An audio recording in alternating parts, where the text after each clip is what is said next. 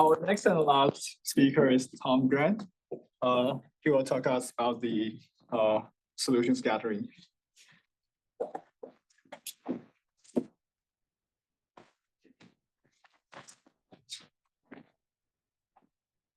right, so I'm going to change gears a little bit.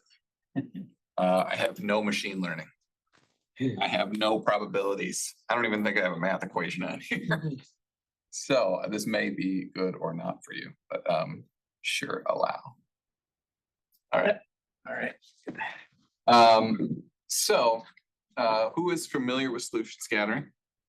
All right. Has anybody actually done solution scattering? Yeah. All right. All right. Typically people think of solution scattering as blobology, but like worse blobology than the old cryo-EM blobology, right? The reason for that is because there's not a whole lot of information in solution scattering compared to high resolution methods. So historically, the way that this has been modeled with 3D approaches has sort of started with simple shapes. You just take, keep in mind, so as a quick overview for those of you that aren't familiar with it. So solution scattering is a solution-based technique where you just have a dilute solution of your molecules and you hit it with X-rays or neutrons, and you collect a two-dimensional area detector image, and you do a radial integration, and you get a one-dimensional scattering profile, okay? That one-dimensional scattering profile has information. Sorry, yeah. Is that related to X-FEL or not? It can be done at X-FELs. So you can do it in an X-FEL, you can do it at a synchrotron, you can do it at a lab source. Because the molecules are tumbling in solution, what you end up with is a sum of effectively millions and millions of single particle diffraction patterns in random orientations. So you end up with an isotropic scattering profile. I have this slide, like a dozen different talks. I don't know why I didn't have it in this one. But this then allows you to do a radial or an azimuthal integration so that you get a one-dimensional scattering profile, just as a function of intensity as a function of Q. And so you can understand why there's just not a whole lot of information in this scattering profile. Typically, we're looking at something like 30-ish unique pieces of information. And this is in contrast to something like crystallography, which could have, 100,000 unique reflections, something like that for very high resolution structures. And so there's just very little information. So how can people come up with three-dimensional modeling algorithms that tell you anything meaningful? But they've come up with some really good approaches for this. So historically, we started with just simple shapes. So the idea was that you would take a uniform homogeneous body defined as a sphere or as a core shell or as an ellipsoid or a rod or something like that. And you would adjust the parameters of the axial ratios of the ellipsoid, for example. You would calculate a scattering profile from that object, and you would iterate until you came up with a calculated scattering profile that best matched your data, okay? And then you can do the same basic idea with collections of simple shapes, make it a little bit more complicated. And then we have spherical harmonics envelopes. So back in the late 70s, there was the development of using spherical harmonics to define these objects. So again, we assume a uniform density inside the envelope, but we can define the envelope itself, this envelope function, with spherical harmonics. So we're able to get more complex shapes than just simple geometrical objects. And then the real advance came with bead modeling. So back in the late 90s, there was the development of some Monte Carlo approaches or some genetic algorithm approaches that allow you to fill a space with uniform beads, okay? And so these beads effectively are all identical. They're in some kind of hexagonal grid. And you start with a random configuration of these beads, which ones are sort of on or off, which means they're either particle or solvent. And you calculate a scattering profile from that collection of beads, and then you change a bead. And then you see, did that improve or make worse the agreement with the fit to the data? And you just do this thousands and thousands of times, potentially even millions of times, until you come up with an object that has a volume whose corresponding scattering profile agrees with your data, okay? And then over the last 2 decades, there have been a lot of advances in hybrid modeling. This is where we can account for the fact that we know higher resolution information from crystallography or cryo-EM or NMR, and we can use that to generate fragments or subdomains or individual proteins that are part of a complex or something like that. And then we use the solution scattering to get the global architecture of the entire protein. And so you can do hybrid modeling that way. So all of these approaches are different types of modeling. What I mean by that is that you're always generating thousands or potentially even millions of candidate conformations, calculating scattering profiles and seeing which best fits the data. So you're solving the forward scattering problem. You're not actually solving the inverse scattering problem, right? And so that's what we did. We developed an approach that actually allows you to solve the inverse scattering problem, where you take the one-dimensional scattering profile and have it tell you what the three-dimensional electron density function is that you can then use for modeling. Okay. So how do we do this? We developed an approach that's very similar to iterative phase retrieval. We call it iterative structure factor retrieval.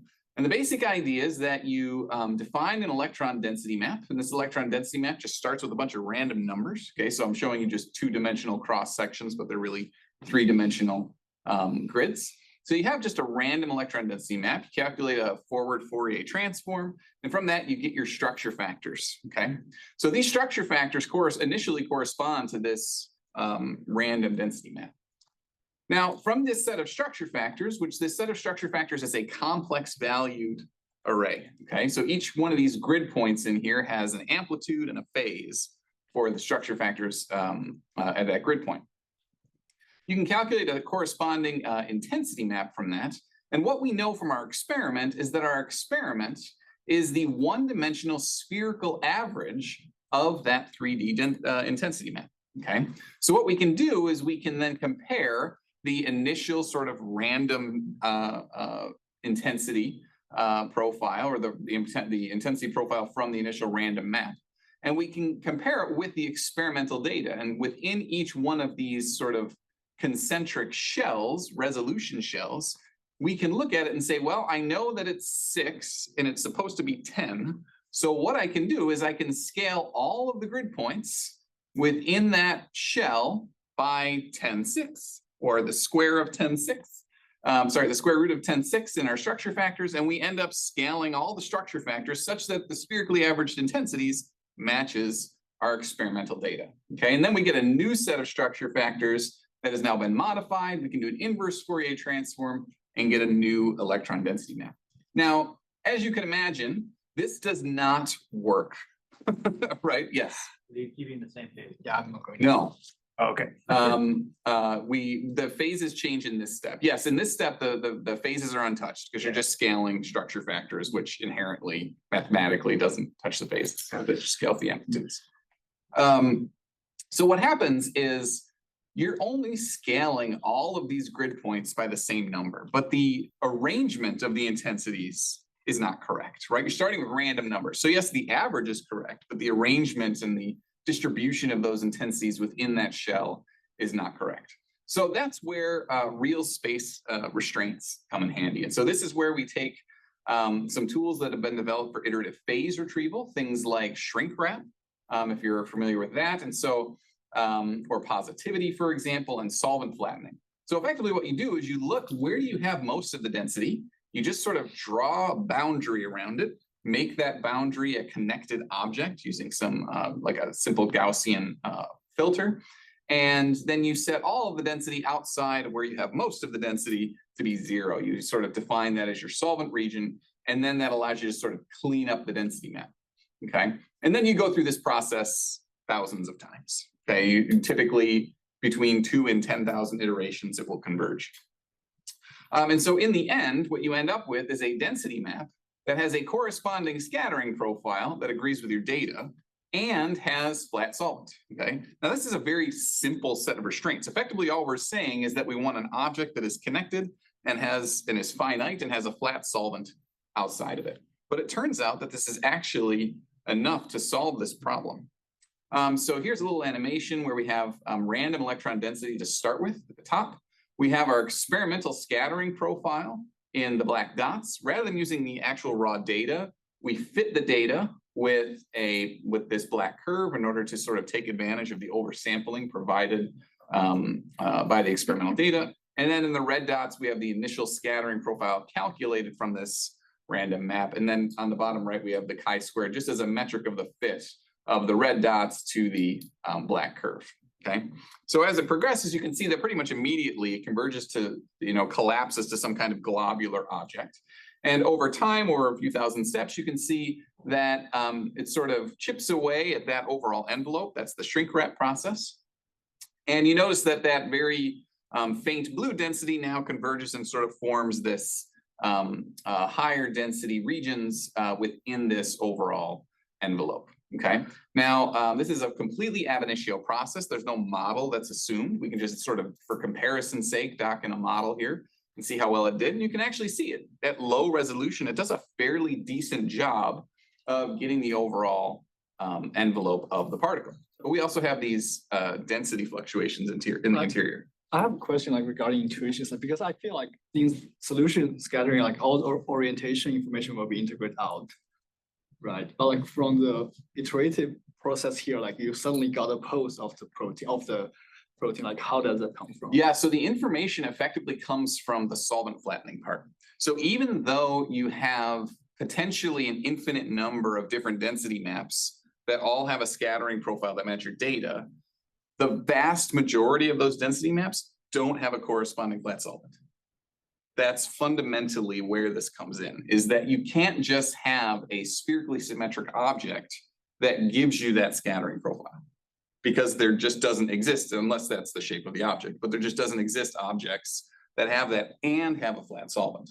And that was really the key. There are additional constraints by having a connected density, like a single object, and having flat solvent outside that constrain this. But I think to Minhuan's point, if I get this right, if you start with 1,000 different random electron density maps, you'll get roughly the same object out the back end, but they'll be they could be rotated randomly. Right. Yes. Yeah. So maybe that was your question. Yeah. Okay. So yeah. So what we do is, because we're starting with random numbers, we actually run this 10 or 20 or 100 times or something like that. Okay. Now each time you run it, you're going to get a different answer because you started with random numbers, and there's a uniqueness problem. There's just simply not enough information in a scattering profile to generate a unique reconstruction. And so you have a series of non-unique solutions, but what we found is that if you align them and average them, you can actually get a very decent representation of your object at low resolution, okay? And we can use Fourier to show correlation of all the different maps relative to that final average model to get an idea, just a rough estimate of what the resolution is. It actually turns out to be a fairly accurate resolution when you compare this with simulations with known structures. Yeah. Do you have problems with the heterogeneity of the sample, different conformations, partial? Yeah, that's a good question. So the answer is yes and no. So it depends on the resolution of the reconstruction. So a lot of times the differences in the conformational heterogeneity would not be resolvable at this resolution. And so it just ends up sort of being absorbed into the reconstruction. However, we do have a version of this that allows you to reconstruct multiple objects simultaneously. And that, as long as the difference in the conformations is very large, then it can actually get accurate reconstructions of 2 or 3 different conformations. All right, so this is all written up in an open source package we call DENSE, stands for Density from Solution Scattering. So it's become quite popular. A lot of people use this. It's integrated into several different software suites. Every beamline, every SACS beamline that I'm aware of has it integrated in their beamline around the world. And it's also part of SB Grid. We have a web server. And also, I think I've got it. Oh, somewhere I've got it. You can also put it in the SAS biological database. You can actually deposit the density maps that DENSE produces. Because keep in mind, previous to this, the only thing you could get from SACS data were models, atomic coordinates. And so this is the first one that allows you to get actual density maps. And that's sort of what the focus of the rest of this is going to be. Now that we can actually get density maps, it means we can start doing some unique things that you couldn't previously do with standard atomic or coarse-grained models.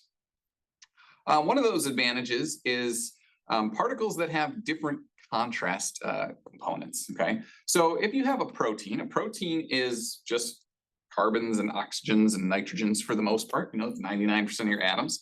And so at low resolution, you actually can approximate it as a uniform homogeneous object. That's why all of those modeling approaches at the beginning that I talked about worked for so long, except they didn't work for some cases. They don't work well when you've got something like a micelle or a membrane protein embedded in a detergent or a nanodisk or something like that. And that's because the negative contrast from the low density lipid tails, for example, will actually be significantly different than the positive contrast from the protein. And so those types of conventional algorithms do not work when you've got these sort of mixed species. But dense allows for negative contrast. You can actually, we have by default, there's a constraint called positivity that's on because most cases are typically positive. But in these cases, you can actually just disable that and it works just fine. So this is an example of a DDM micelle. So this is a detergent micelle, and you can see that dense is able to reconstruct the spherical object, which it is a sphere. And not only that, it gives you the positive contrast for the high density head groups and the negative contrast in this hydrophobic core. But you can see that the equivalent conventional modeling, bead modeling algorithm, it does its best to get a sort of spherical object, but you can see there's these gigantic gaps. It doesn't know what to do with the negative contrast in the middle. It doesn't have any way to account for that.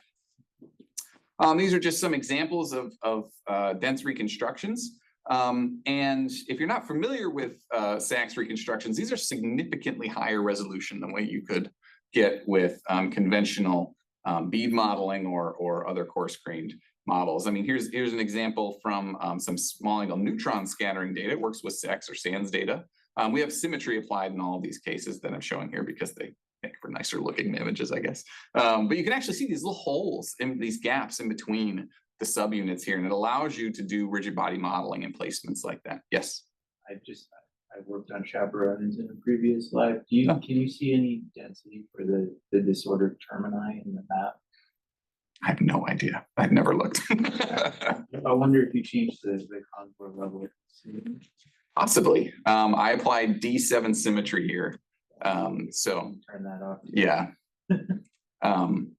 But yeah, so like here was a case that was published that they were actually able to use the density map and do some rigid body modeling in allowing for a hinge residue here to model that to refine it into these little sort of blobs of density that these spokes of density kind of, and able to improve their fit to the data.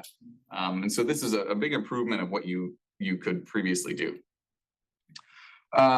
Because it's density, it actually shows you when you've got multiple proteins or multiple domains, you can actually see sort of hot spots in the density of where the domains actually are. And people have actually used this with existing algorithms for cryo-EM, for example, to do some kind of docking of independent domains and fragments. So you can use standard tools because dense just returns a standard MRC formatted electron density map.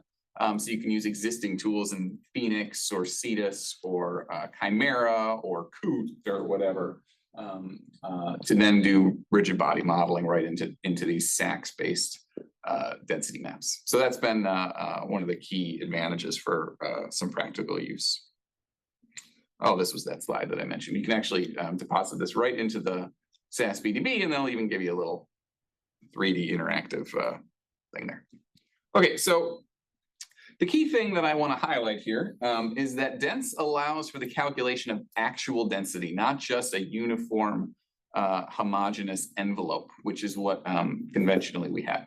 Okay, so this not only enables the reconstruction of more complex molecules, we potentially could get higher resolution information provided we had higher resolution reconstructions, provided we had more information injected into this process, right? Right now, we're fundamentally limited in the amount of information that we can get to something like 20 to 30 angstroms typically for most proteins. Now, if you have a really large protein, it might be like 60 or 70 or 100 angstrom resolution. If you've got something small like lysozyme, you might be able to get like 12 or 15 angstrom resolution. It's all dependent on the size of the protein. But for most proteins, you're in the range of 20 to 30 angstroms. But one of the things that we really wanted to see is if we could actually inject some additional information by way of imposing some known structural information, okay? So can we combine known structural information for individual domains, for example, and be able to reconstruct some unknown portion of the protein that may be flexible or it might be unresolved in a crystal structure or something like that at higher resolution. So this was one of our big things that we wanted to try and do. One of the advantages of this is it can utilize wide angle scattering data. Now, most people just have been ignoring wide angle scattering data. There have not really been any tools that can accurately model wide angle scattering data. Nowadays, there are one or two molecular dynamics tools, but they're really hard to use. They're not particularly accurate. And most people just don't care because they have a hard time collecting wax data at modern beamlines because they're just not, the infrastructure just isn't built up for it. So in order to be able to do this, we need. Because you can't get the detector close enough? Or? No, it's mostly because so you can collect it. It's just a real pain in the butt to do it. A lot of times it is because you can't put a wax detector in there. They've got these, you know, bellows and stuff. In order to get wax, you need it more like a crystallography beamline setup. And so but a lot of them you can theoretically collect it if you talk to them. It's a non-standard configuration. But a lot of it's just because the signal is so small, you have to have such a high concentration of protein to be able to get the signal. And a lot of proteins just don't like being at, you know, 20, 30, 40 mgs per mil or something like that. It's not fun for them. So yeah, so in order to be able to do this, we first have to be able to use the atomic model and generate a density map that actually matches the SWAX data, okay? Problem is this didn't actually exist. If you actually go and take a cryo-EM, you know, potential map, convert it to a density map and calculate a scattering profile from it, won't look anything like your experimental SWAX data. It's probably because there's all these different layers of masking and stuff that they're doing to do this. If you take a X-ray crystal structure density map and calculate you know, and sort of crop it out and calculate a scattering profile from it, it also won't look correct. And that's largely because of solvent terms.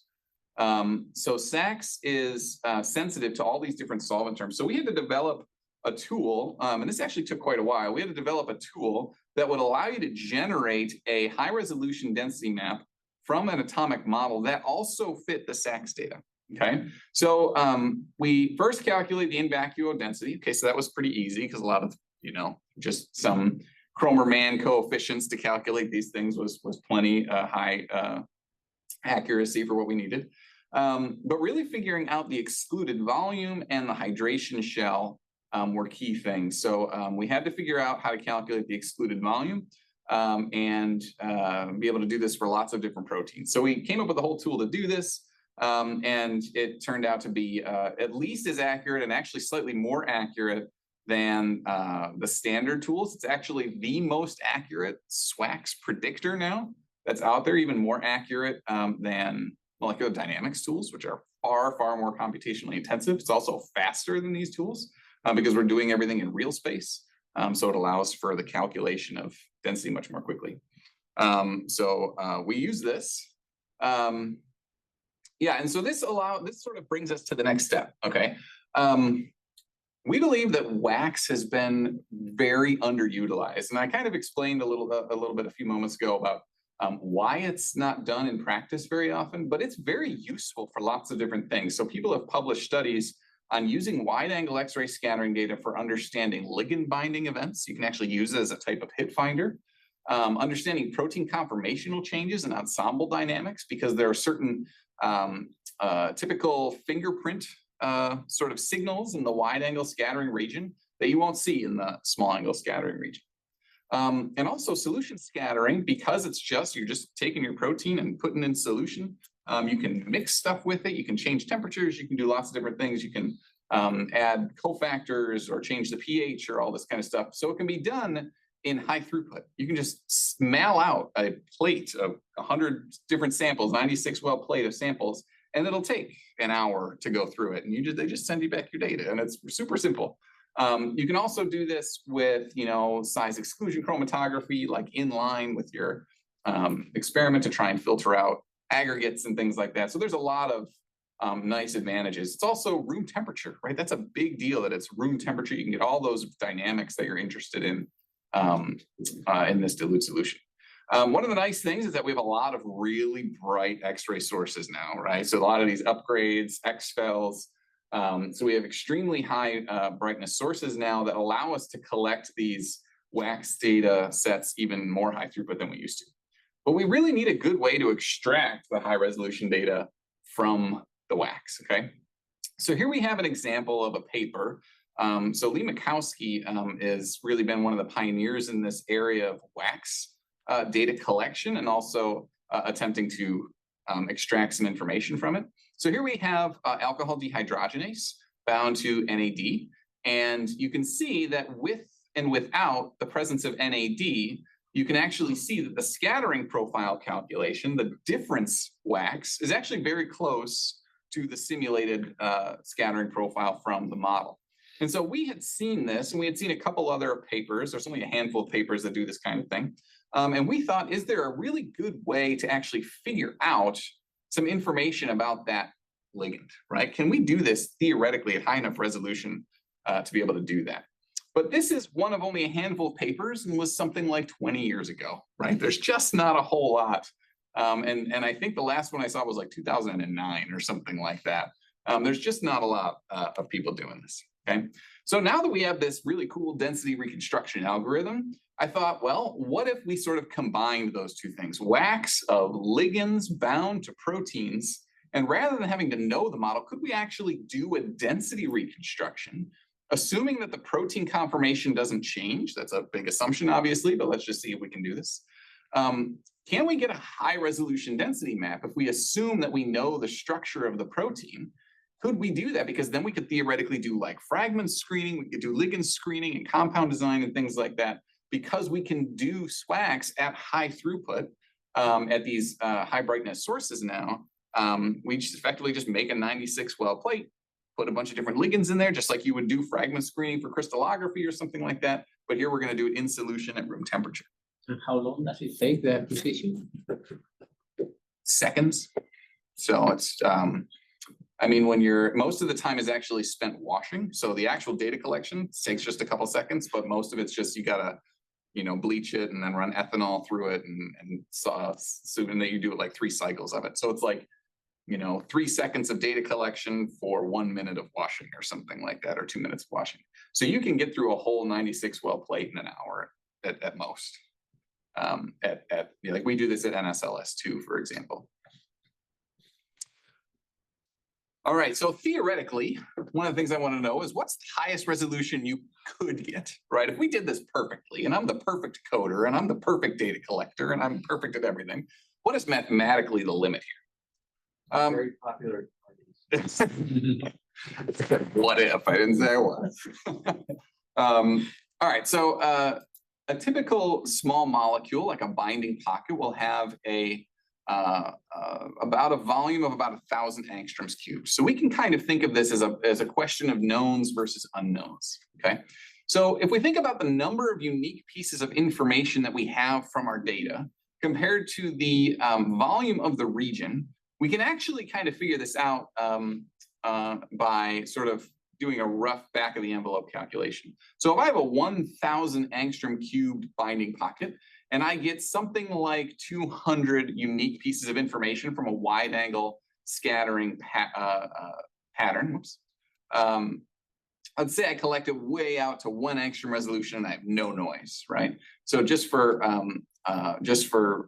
some rough estimates, then that means that the smallest unique volume that I could actually reconstruct is about 5 angstroms cubed, which if you just assume it's a cube, you get a rough estimate of the resolution of 1.7 angstroms, okay? So this is high enough resolution to actually model and determine atomic positions, right? So that'd be great if we could actually do that. And I mentioned this briefly, but we actually do difference wax profiles as opposed to just absolute wax profiles. And that allows us to get around a lot of the issues of systematic errors because of buffer subtraction problems and, you know, other background sources of scatter and things like that. So you do it with your protein and in the buffer, and then you do it with the protein with the buffer and the ligand, and you just take the difference, and then you add that to the calculated scattering profile of your known structure, and that allows you to get around a lot of these issues. In our dense algorithm, we really just had to make a couple small changes where we're going to go ahead and calculate the density map from the known structure. And we have to define a sort of search space. In order to find the search space, we just look at, you sort of tell it, well, I think the binding pocket's here. You don't necessarily have to, but we do that right now because we haven't gotten far enough to test multiple binding pockets. But right now you just tell it, I think it's, you know, the binding pocket's here. And so it just does a solvent excluded surface calculation within that binding pocket. And it assumes that you know all of these density grid points, but that these are random to start with, okay, unknown. And then you run the algorithm, and the key step is that you just restrain the known protein density outside of that search space, and you're only allowing the density within the search space to be reconstructed. So this was just a quick test. So at this point, everything I show you in this talk is all simulations. We have not done this with experimental data yet, and I'll explain why that is. But this is a test with retinal and visual rhodopsin. So this is, it's a great density map, right? No, I'm just kidding. This is the starting random density. So you can see as we start the algorithm, it actually somewhat quickly sort of starts to converge. And then over time, it sort of pops into place there, okay? Now this was done at a fairly low sampling, so we can actually do it at even higher sampling. And you can see we actually can then run it with an average of over 10 reconstructions with different random seeds to start with, as I mentioned before for conventional dense. And we can actually compare, since this is a simulation, we can compare the density map of this reconstruction with the density map of the true ligand using Fourier show correlation. And it shows us that in this case, we get a resolution of about 1.9 angstroms. So right around what we expected from our upper limit, which is really great. It's actually high enough resolution to model. So I can take this density map, load it up in Coot, and say, you know, pull down RTN, the monomer, and then say fit ligand, and boom, it does it. So it's high enough resolution to actually do this. You can actually kind of see almost a little hole there for the aromatic ring, which is kind of amazing. Here's another example that we're particularly interested in because we have a collaborator that makes gobs of this stuff. So we can get this at very high concentration. So we're working on collecting some experimental data for this for a proof of concept. So this is a P450 protein called CYP121. And it's an important drug target for tuberculosis treatments. One of the advantages of it is there are some 65 different crystal structures bound to different small molecule inhibitors because it's a major drug target. And across all of those, the RMSD of the structure of the protein is virtually unchanged. It's like, you know, which is one of the restraints we're operating under right now, that you know the structure of the protein when the ligand's bound. And so this has been a great test case sort of for a proof of concept for us. And so you can see that it's able to get this at very high resolution. In this case, it was about 2.2 angstrom resolution. There are actually two models in there. One of them is fitted with Coot, the other is the truth. You can see that it's giving you the correct confirmation with a pretty good RMSD. We've tried this now for a bunch of different proteins of different sizes with different small molecule binding regions. Not unexpected, but it does sort of roughly correlate with the size of the volume of the binding pocket. So here we have maltose bound to maltose binding protein, a very small binding pocket of only 568 angstroms cubed, gives us a resolution of about 2.2 angstroms. We actually have this real space correlation coefficient because this resolution we only know because we actually know what the answer is. So we're trying to see if we can use this real space correlation coefficient as a estimate, some kind of rough estimate of whether or not it did a good job reconstructing the density when we don't know what the answer is. So in this case, we have SIP121, which I showed you in the last slide. But again, we're able to see these little holes in the rings. Here we have a very large ligand. This is NAD. And in this case, there were actually, this was a tetramer. And so there were 4 molecules bound. There's no symmetry applied. So it did actually reconstruct the entire volume. It actually still did it at a pretty good resolution. So in this application, do you think that the heterogeneity now could mask the ligand information? Yeah, that's a good question. So we actually have done this. So there is one structure of SIP121 with a molecule called fluconazole that's bound, and it's actually bound in 2 different conformations, and it pulls out both conformations, which was kind of amazing. So the answer is, once we get it working such that it pulls out, sort of, I was telling you before that we have a version of Dense that allows you to reconstruct both simultaneously. We haven't integrated that into this high resolution version yet, but I think it could. Yeah, I think it could give you high resolution reconstructions of both multiple conformations, which is particularly useful for, drug screening and things like that. Have you tried any smaller, like ligands smaller than the maltose there?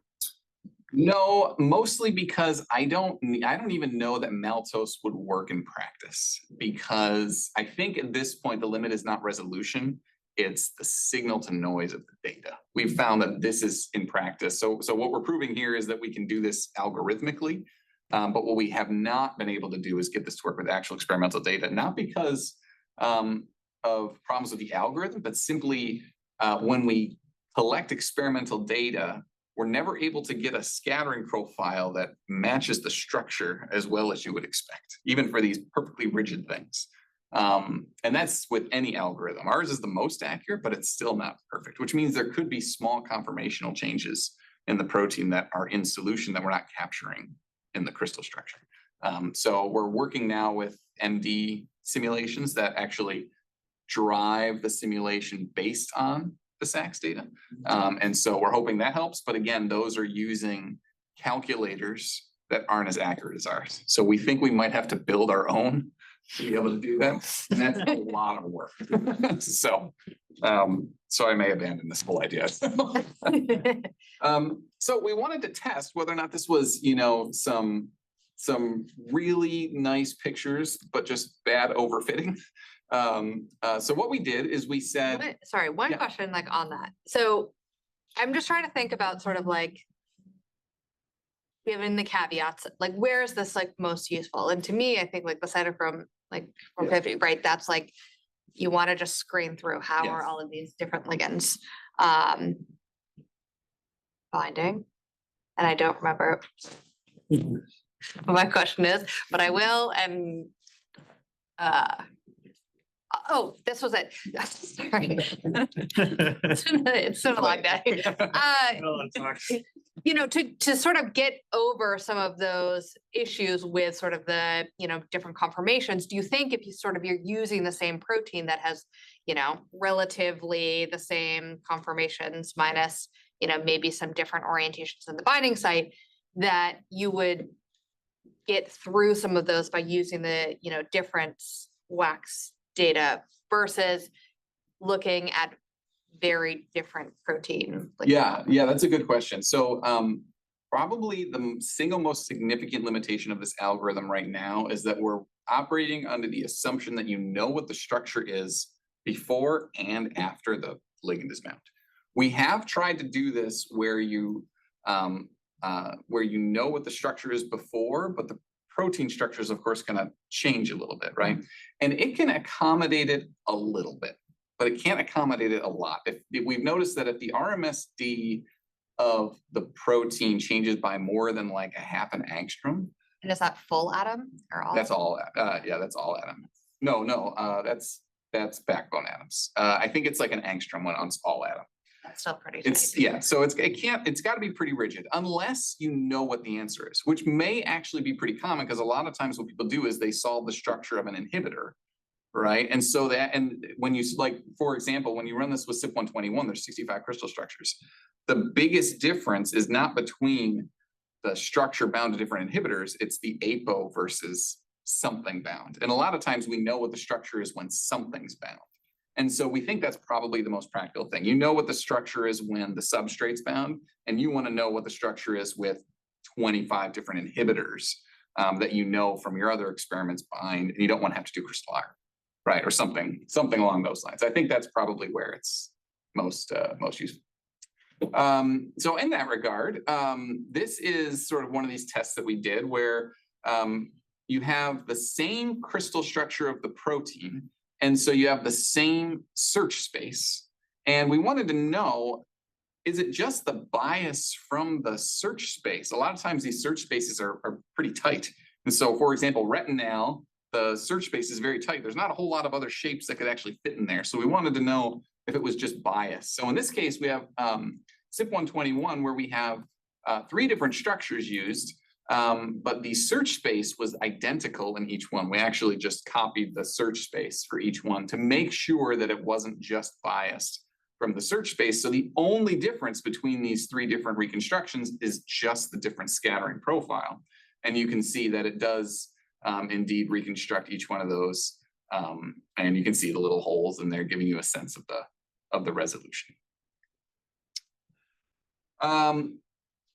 Yeah, just one sort of thing is we wanted to know how much data do you need? So we know you need really good data, but how much really good data? So it can tolerate a bit of missing wax. So all of the other ones were sort of just by the nature of how we coded it up, had a maximum Q value of about 3.5 inverse angstroms. So we wanted to see what happens if you cut off higher and higher wax data. So how is it affected? So if you cut it off at like 3.0 angstrom resolution, to give you an idea, compared to this was this protein that we're looking at here, CYP121. So this had a resolution of 2.3 angstroms. So here it's 2.2, which that's just error. That's just uncertainty, because when we run CYP121 20 different times, you might get 2.1, 2.2, 2.3. And so you can see that it's not really affected by a small amount of missing wax data, but as you chop off more and more wax data, you do see a decrease in the quality of the data. Interestingly, if you chop off SAX data, so SAX data is typically 0 to 0.5.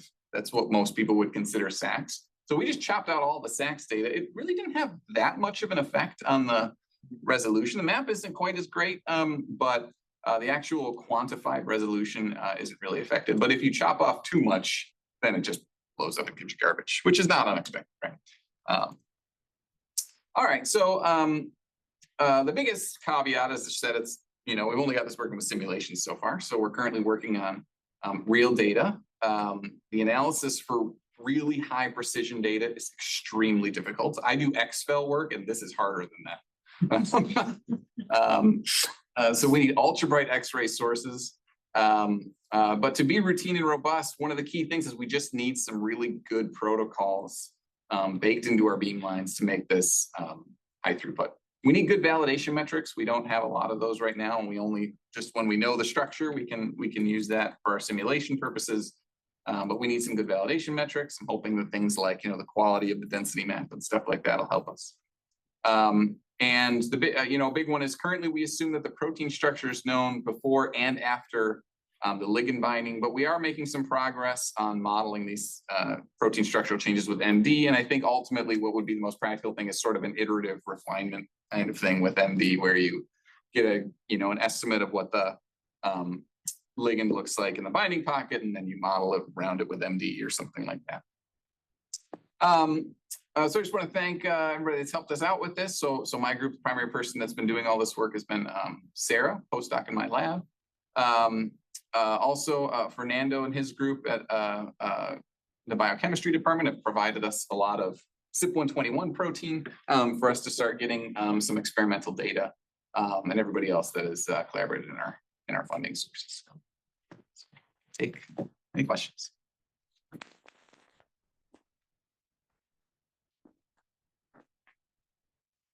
That's a better picture, so I'm gonna look that one up instead. Yeah. So I have a question about, you said when you cut off the wax, you tend to lose resolution.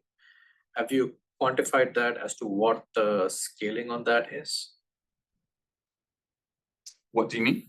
So meaning your max Q that you have well resolved on your wax profile, how does that relate to the resolution? Is it one over resolution? Or- It's not necessarily, because as you, as you go to higher and higher resolution, the actual information content increases as the cube of the resolution. So if you go from 2 angstrom resolution to 1 angstrom resolution, that's 8 times as much information that you need to be able to reconstruct the particle.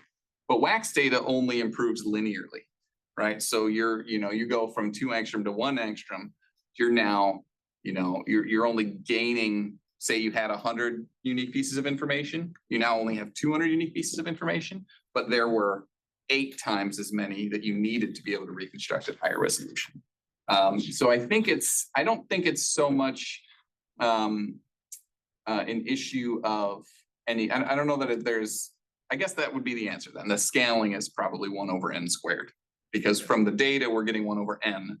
But then from the actual structure, the amount of information you need to reconstruct it at that resolution is n cubed. So you're losing at 1 over n squared. Can I ask how uncertainty is handled in the video profiles and how it makes its way into your algorithm? Yeah, so it depends on the beamline. Most of the time it's just you do your azimuthal integration, and if you have 100 pixels, you just take the standard deviation divided by square root n. Okay. But a lot of times beamlines will also take multiple exposures, so then they have to do error propagation to account for that.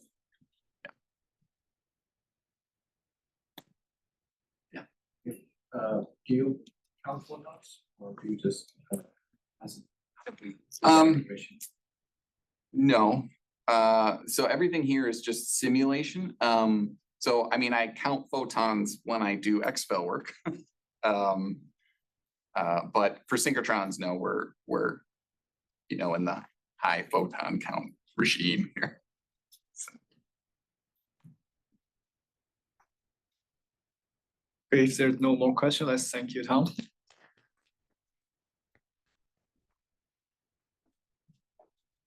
Yes, that brings us to the close. Yes, thanks everyone for participating. I think we had some great. Yeah, this was Yeah, thank you for organizing. Great session.